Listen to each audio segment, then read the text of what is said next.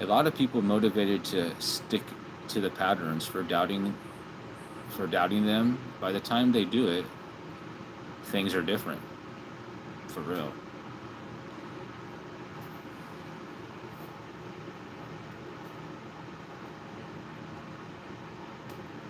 Excuse me, I lost my place.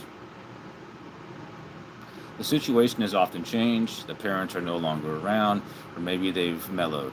Insecurity and anger can be tremendous drivers of success, but I don't believe they lead to happiness. Anger and resentment are heavy ingredients to carry around. Gratitude is light. I'm fascinated that people think that gratitude creates complacency. There's a reason why complacent and grateful are two different words.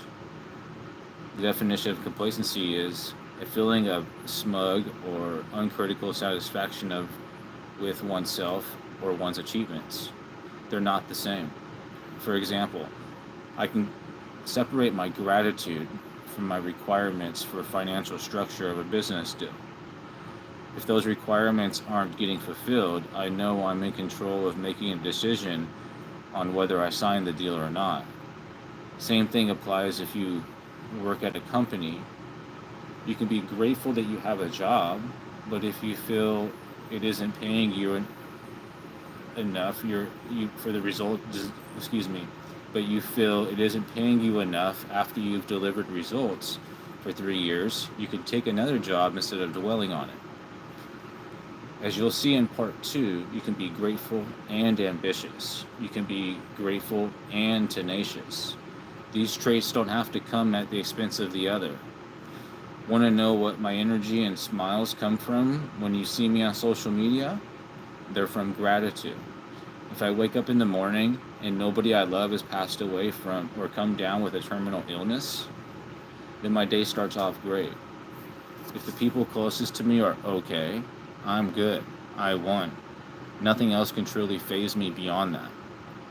If you're truly grateful what you have, instead of being envious of what you don't have, you'll have to dominate you'll be a dominant force in business and more importantly in life. So I know I got a little jumbled there, last page and a half. But the format is I read and here and there. If I feel necessary, I'll share some personal experience. And then throughout the reading, if you guys have questions or if you want to share an experience in the chat, feel free to do so. Kason and Riz and anybody else that joined, thank you.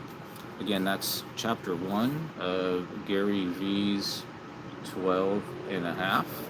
I have no intention of, besides sharing this with my community and sharing how reading this literature helps me through the day. The next chapter is going to be self-awareness,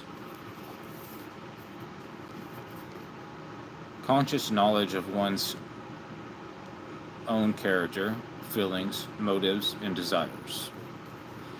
And while you guys are watching, and if you guys could share, like, and subscribe, I'd appreciate that.